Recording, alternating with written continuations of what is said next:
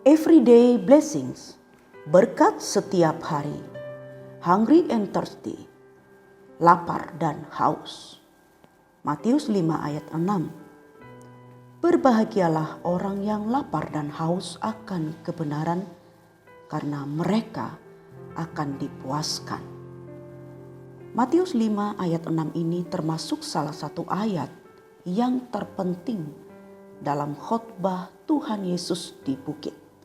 Sebab syarat dasar dari semua kehidupan yang saleh adalah adanya rasa lapar dan haus akan kebenaran.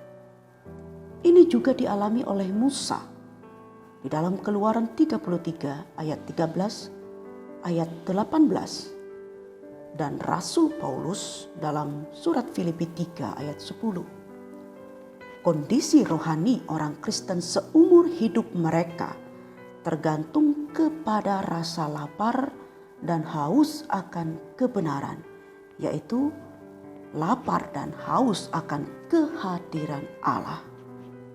Ulangan 4 ayat 29 dan firman-Nya dalam Mazmur 119.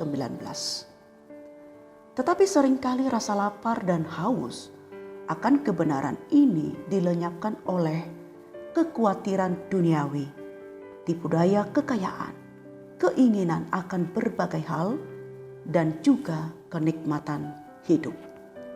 Hal-hal inilah yang terkadang membuat orang percaya tidak lagi mengalami rasa lapar dan haus akan kebenaran. Oleh karena itu, sangatlah penting bahwa orang percaya untuk peka terhadap pekerjaan Roh Kudus yang akan menginsafkan kita akan hal-hal yang salah dalam diri kita. Sehingga dengan demikian, rasa lapar dan haus akan kebenaran itu dapat terus terpelihara dalam hidup kita.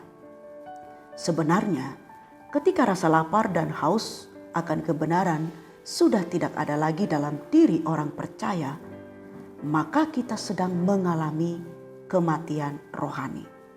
Adanya rasa lapar dan haus akan kebenaran semacam ini sebenarnya merupakan bukti ketidakpuasan dengan tingkatan rohani yang dicapai saat ini. Saat pertama kali kita mengundang Yesus masuk dalam hati kita, Roh Kudus memulihkan kondisi rohani kita. Kita mengalami pengalaman kelahiran baru dalam roh kita. Sejak saat itulah kita akan merasakan adanya rasa lapar dan haus akan kebenaran, yaitu rindu untuk terus menjalin persekutuan yang intim dengan Tuhan. Dan secara spontan pasti kita akan mulai mencari-cari pemuasan dari rasa lapar dan haus akan kebenaran yang kita rasakan. Kehausan akan Allah dan kebenarannya sanggup memberikan daya dorong kepada kita untuk terus mencari Tuhan, menikmati hadirat-Nya. Kita pun akan semakin bergairah kepada perkara-perkara rohani yang akan membuat rohani kita semakin bertumbuh dewasa. Rasa lapar dan haus akan Allah harus terus dijaga. Karena saat kita kehilangan rasa lapar dan haus itu, pada saat itu sebetulnya kita sedang berhenti bertumbuh dalam roh. Sadar atau tidak, roh kita sedang menjadi sakit. Oleh karena itu, agar tidak semakin lemah dan mati kerohanian kita harus kembali menjalin hubungan yang intim setiap hari dengan Tuhan. Doa dan segala aktivitas rohani yang kita lakukan pun tidak akan menjadi sebuah rutinitas agamawi ketika kita bersekutu intim dengan Tuhan.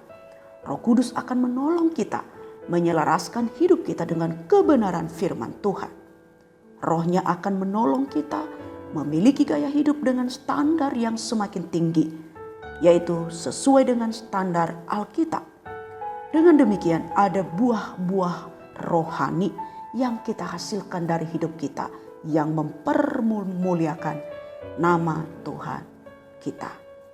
Misi menjadi orang yang berbahagia, yang lapar dan haus akan kebenaran dan dipuaskan dengan kebenaran Tuhan. Kita berdoa.